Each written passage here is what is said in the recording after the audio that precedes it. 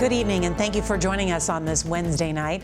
We begin with tens of millions of Americans facing another round of air quality alerts due to heavy smoke from those Canadian wildfires.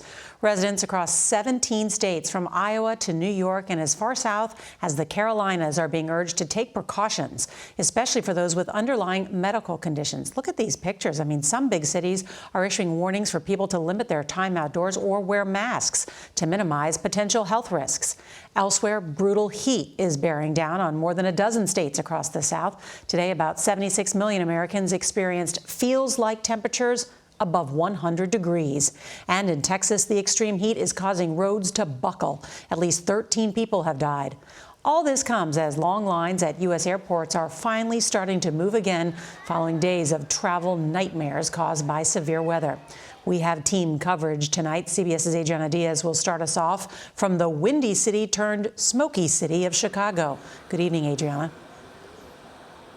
Good evening, Norah. Smoky City is right. I haven't seen skies like this since I was based in China. And as the air quality is worsened, some sporting and outdoor events have been canceled as people try to avoid the unhealthy air coming from Canada.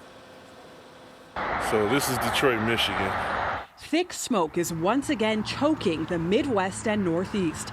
More than 100 million people are under an air quality alert as the haze from those massive wildfires in Canada swallow up parts of the country. My eyes have been watering, my throat has been sore, I've been coughing. Chicago, Detroit, Pittsburgh, and Cleveland have unhealthy air conditions. In the West, the battle is on against wildfires. Elise Preston is in Arizona.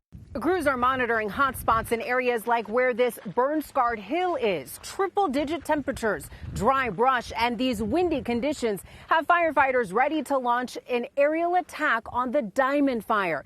The wildfire scorched at least 2,500 acres since it began Tuesday afternoon and forced more than 1,000 people to evacuate. I'm very scared because we're in an area that is prone to fire. Across the country, more than 60 million Americans are under heat advisories. Omar Villafranca is in Texas. Water parks and splash pads like this one are busy since temperatures in parts of Texas have been above 100 degrees for 14 straight days. In Houston, roads buckled as highs hit 99 degrees. In Dallas, temperatures outside felt like 115. You want to get started early when it's cooler. Kyle Davis says his roofing business is more dangerous in the summer. So they know when they're not feeling right, something's not right. They need to come down and take a long break. James Horn spent the day installing air conditioners at homes for older people that don't have them. It's very hot in there, multiple in there, so there's a lot of body heat on top of just the house in general, just containing heat.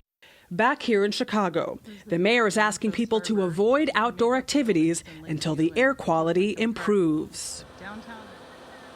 For once, we're actually excited that it's going to rain starting tonight, so that should improve conditions. But in other parts of the country, like in New York, an air quality health alert remains in effect through Thursday. Norah?